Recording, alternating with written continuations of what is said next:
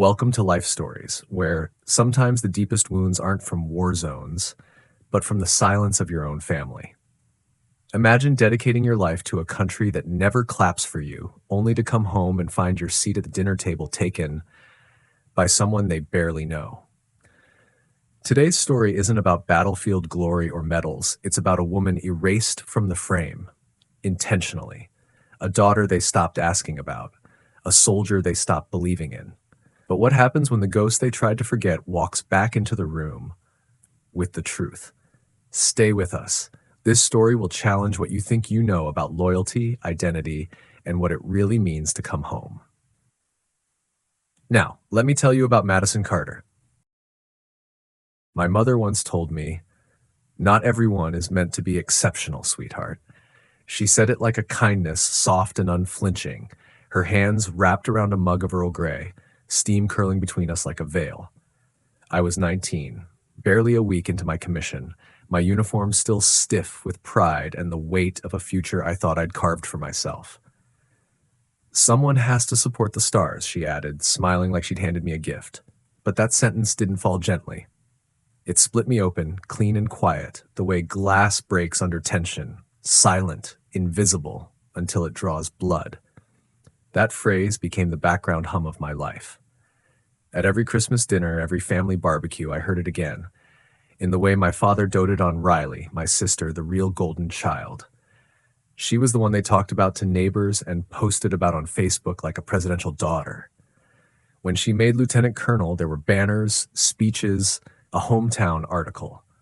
When I returned from deployment, no one came to the airport. My dad said, "You're always so busy," like I'd skipped a dentist appointment, not spent 7 months coordinating covert rescue missions across sovereign borders no one dared name. The final fracture came on Thanksgiving. Riley's promotion was still fresh. Her photo sat on the mantel framed in gold. The dining table, a polished display of crystal and china, bore name cards at every seat. Mine was missing. A neighbor's son who'd just been accepted to Georgetown Law was given my chair. "It's such a big deal," my mother said. I ate standing by the sink, my medals still sealed in a box in the garage. That night, I made a vow, not to be seen, not to be acknowledged, but simply to stop needing their approval. I'd stared down warlords, negotiated the extraction of civilians in mortar-cracked safe houses, and held the hands of soldiers dying in sand. I didn't need to survive my own family anymore. Then last fall, something shifted. I was attending a high-level strategic briefing at Fort Belvoir. Just an observer, no formal role, no fanfare. The room buzzed with titles and egos. No one noticed me at first, just a quiet figure in a dark suit, my name absent from the seating chart. Then the door opened and Lieutenant General Donovan entered. He scanned the room, and when his eyes locked on mine, everything stopped. He squared his shoulders, walked straight toward me, and saluted. "Ma'am," he said, "General Carter, it's an honor to see you again." The room stilled.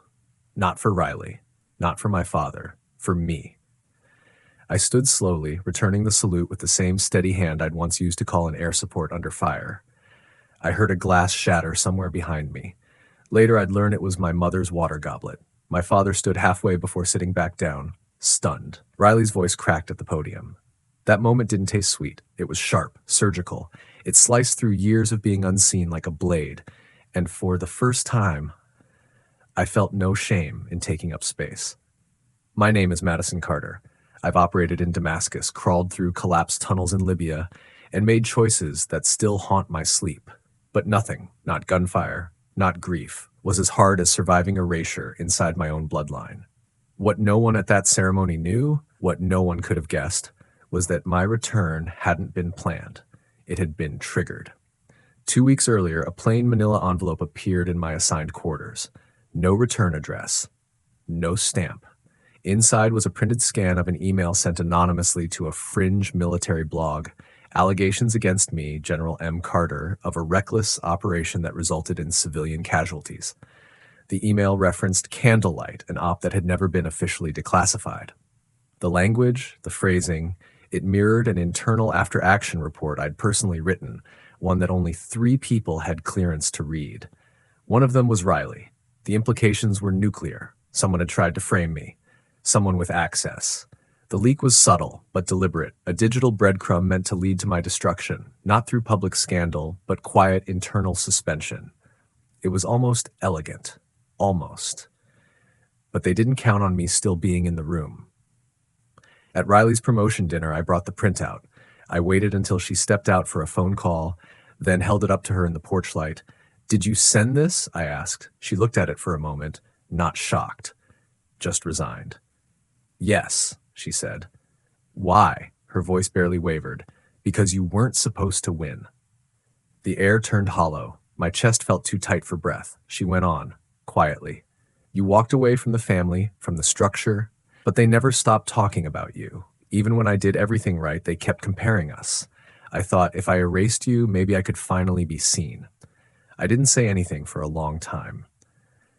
Not because I didn't have words, but because I understood. That was the tragedy of it. Not malice, not hatred, just the quiet desperation of someone who thought love was a competition. Have you ever been betrayed by someone you swore would protect you? What would you do if the person trying to destroy you shared your last name? In the shadow of one betrayal, a deeper conspiracy was beginning to rise, and Madison Carter was about to discover that the real enemy had been watching all along. Riley didn't flinch after she confessed. If anything, she looked relieved.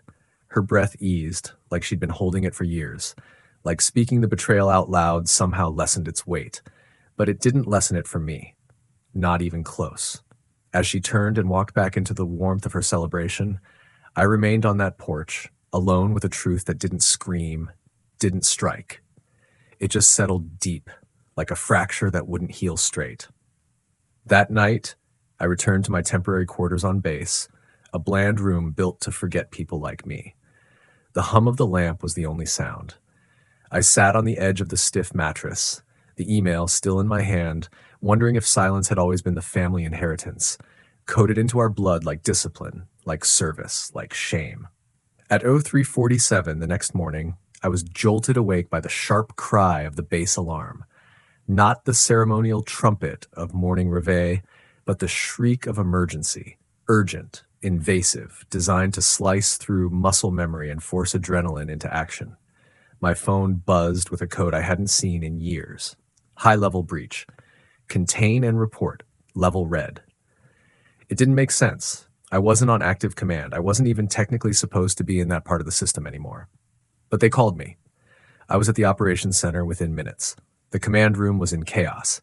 Officers scrambling, monitors flickering, radio chatter tight and clipped. A dossier was handed to me by a stone-faced sergeant.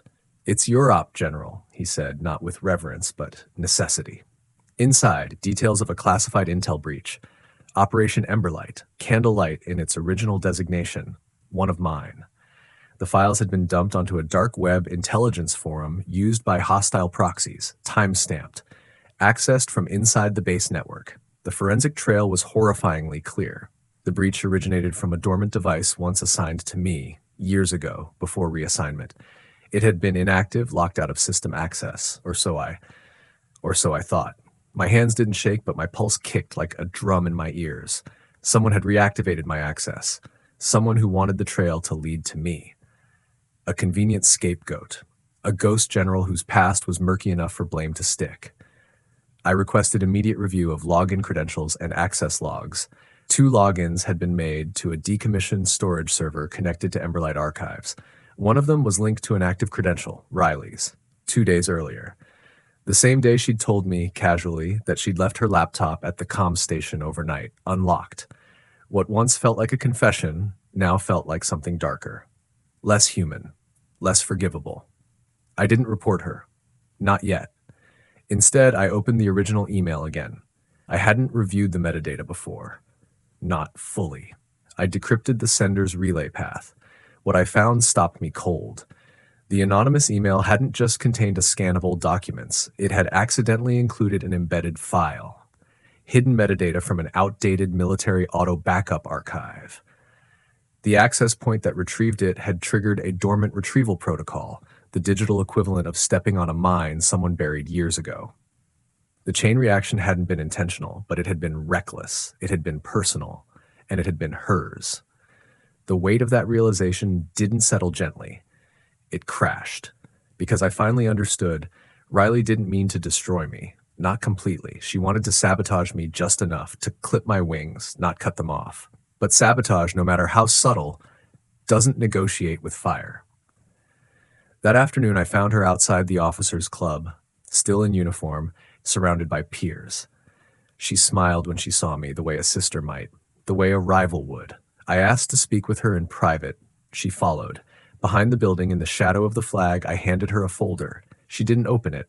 She just stared at it, then at me. "I know what you did," I said quietly. She blinked once, then again, slower this time. "You weren't supposed to find out like this." "Did you think I wouldn't? You left your fingerprints all over it." "I was careful," she whispered.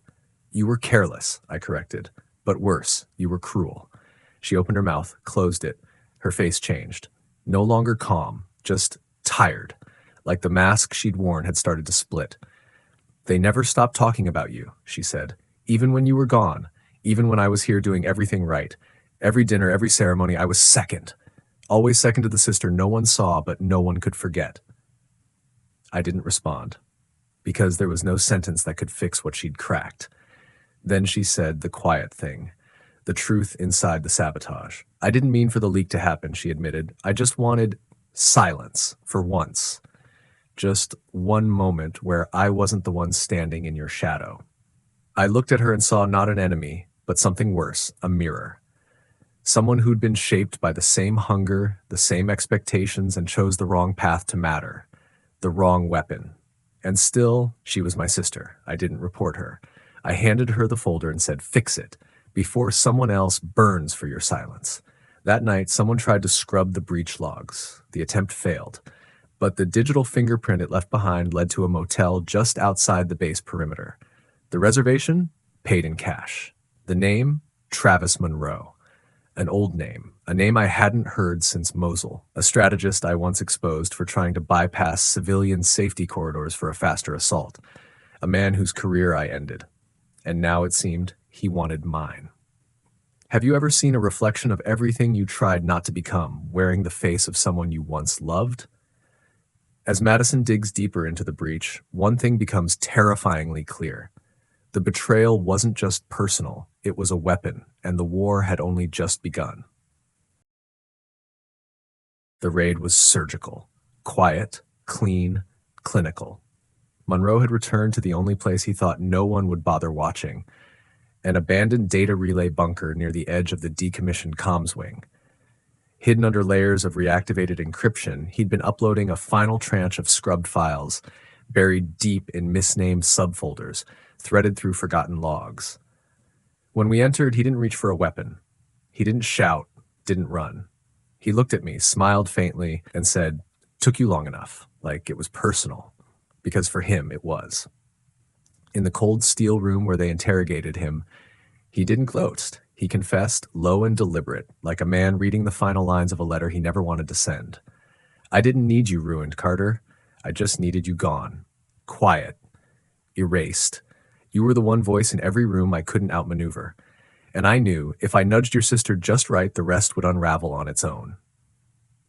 It wasn't just a breach. It was a symphony of resentment, conducted by Monroe, performed by Riley, and funded by a decade's worth of fear, ambition, and unmet expectations. When I handed the transcript of the confession to Riley, she didn't cry. She didn't defend herself. She just stared at the words, reading them once, then again, as if the language might rearrange itself into something easier to bear. After a long pause, she looked at me and said, "I didn't know he'd still been watching." Her voice was paper thin, barely audible. "I thought I was acting alone. But none of us act alone, not really. That's the lie families tell each other to avoid the deeper truth. Everything we do, especially in silence, echoes." Riley submitted a formal addendum to the breach investigation. She admitted to the original email, to accessing the archive without full understanding of its implications. The review board didn't pursue criminal charges, intent mattered, and she hadn't meant to leak national security data. But she was issued a level 3 reprimand, rendering her ineligible for promotion for 5 years. She signed it without protest. I watched her hand tremble only once, just before she slid the folder back across the table. That kind of guilt doesn't ask for forgiveness. It just waits quietly to see if it will ever be allowed to come home.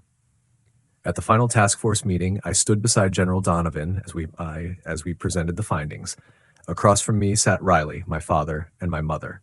No longer enemies, no longer strangers, just people. Flawed, silent, still sorting through the debris of years left unsaid. Donovan turned to me, offered his hand, and said, "General Carter, your leadership changed the outcome. For the mission, for the institution, and maybe for this family." My mother didn't smile. She nodded.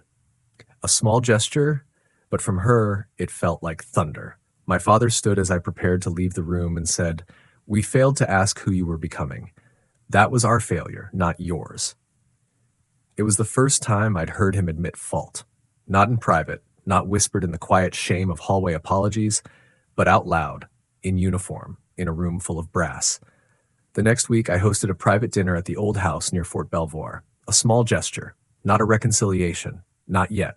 Just a pause, a chance to speak the truth from my own mouth. I arrived early, set the table myself, the same dining table where I once stood, boxed out by name cards and familial silence.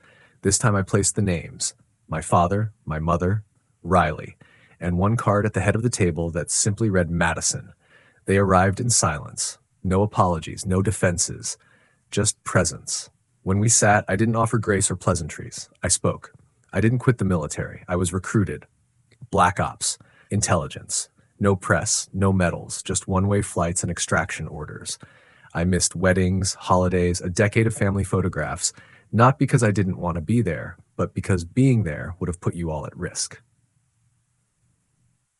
I told them about Syria, about the operation that saved children, but cost me men I still saw in dreams.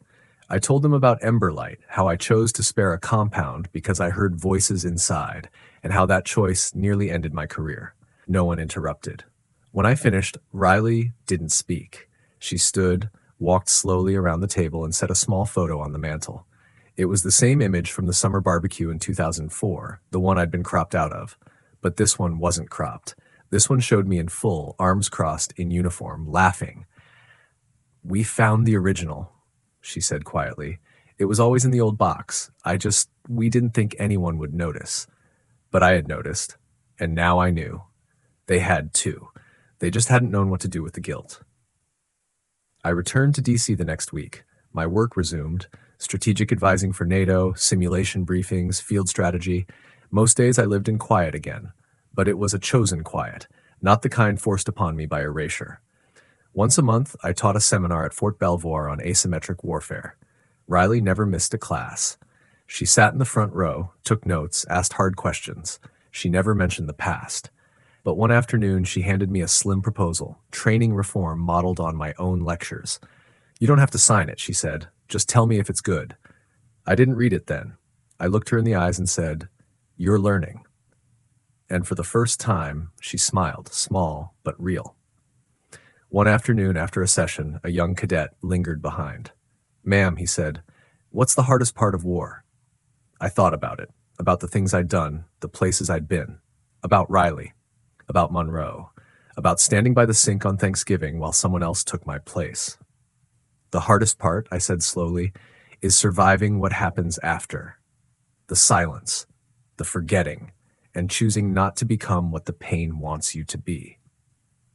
That night, I walked alone through the grounds behind the barracks, dusk settling in gold and slate blue. Riley caught up to me, carrying a small birthday cake in a plastic container. She handed it to me. 3 words were written on top in pale blue frosting.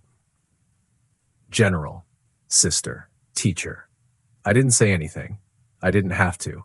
We stood there together as the wind stirred through the flag, both of us finally learning how to live with everything that had been unsaid. What part of Madison's journey stayed with you the most? Comment 100 if this story moved you. Where in the world are you watching from? Share this story with someone who needs to hear it, and thank you for watching Life Stories.